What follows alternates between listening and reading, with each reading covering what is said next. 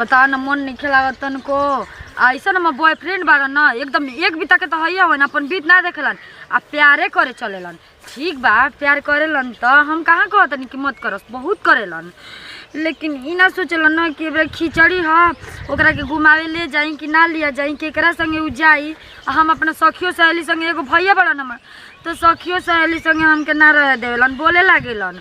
अपने तो घूमेलन दोस्त संगे, जितना लफुआ बड़ा सन उतना संगे घूमियन, लेकिन हमके केहू संगे ना रह देवेलन। ऐसा तो हमारे भाई बड़न कुछ भी कह, लेकिन ई बेरा साग खाए तो जइबे करब खिचड़ी में। जा तनी उनकरे के बोलाई फोन करके, और बॉयफ्रेंड रह चाहे प्यार रह चाहे कुछ रह चाहे दोस्त रह तो हुए ना बड़न हमारे। घंटी जाता। हेलो। हाँ हेलो। हाँ जी कहाँ बनी? घरे बनी। का जी रुआ के तनको बुझाला कि ना कि माने साग खाए लिया जिम कि ना लिया जी बेरा खिचड़ी नु ह। हाँ तो घुमावे लिया चलम।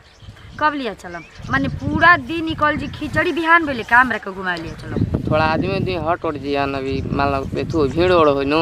हाँ ई बात सही कहता है, केहू देखी तो कही कि फलाना के लइका घूमत है ना। हाँ तब पहुंची। रउआ समझदार है बहुत ज्यादा।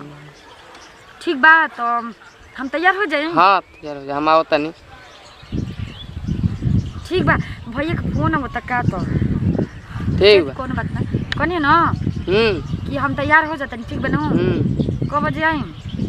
लगला आधा एक घंटा में आ जी। अब सिवानो में लिया चलो ना जेने सब या मिल के राय के। हाँ ठीक बा। ठीक बा रखत नहीं ना ताके फिर फोन कर देना। हेलो। हेलो। हाँ बोली। तो बोला का कहतड़ू? काहे वो घड़िया धीरे धीरे आवाज अभी के चाय चाय का बतवा जी?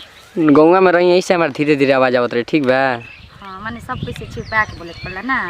ना तो भीड़ आई ना तो मालूम बा ना का करी ना। उ तो मालूम है बाटे का।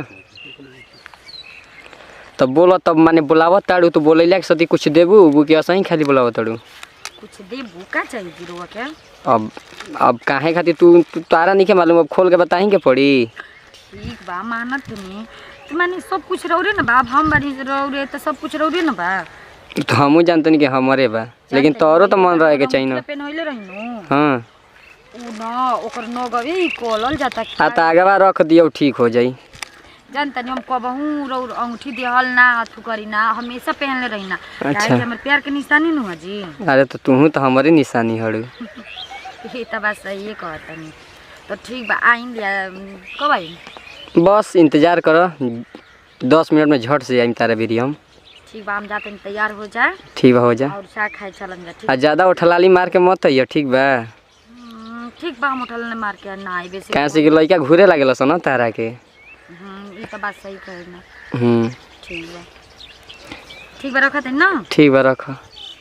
जल्दी से ना जाइन एबरावा तड़न जाइब साग खाए हमारा तो, लेकिन साग ना खोटे आवेला कोनो बात नहीं के वहाँ के खोटी ना खाटी देहात के। हम तो कितना दिन तक दिल्ली रहत रही ना एक के चलते हमारा साग ना खोटे आवेला ना कितना अच्छा हो। लेकिन कुछ भी कहो हमसे बहुते प्यार करलम बहुत। अरे ये क्या होता रे?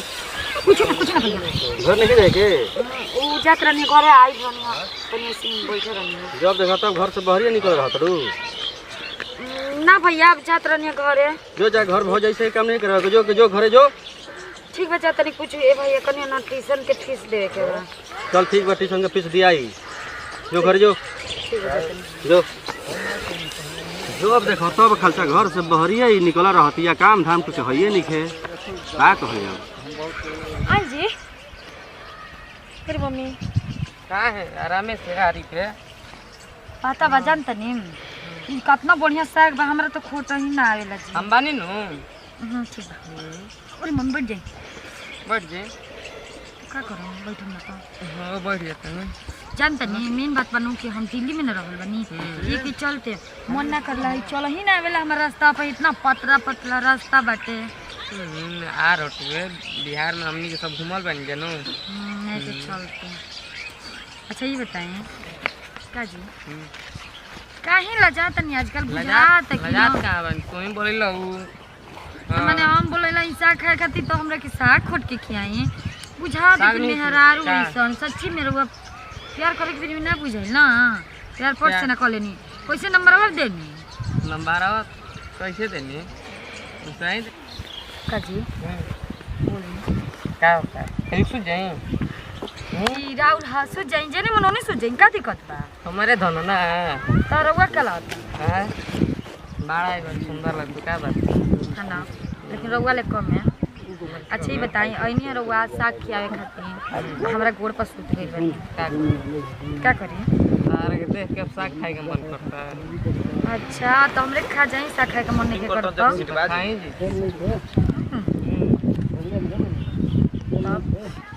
पढ़ाई लिखाई रहो कैसे चल हेलो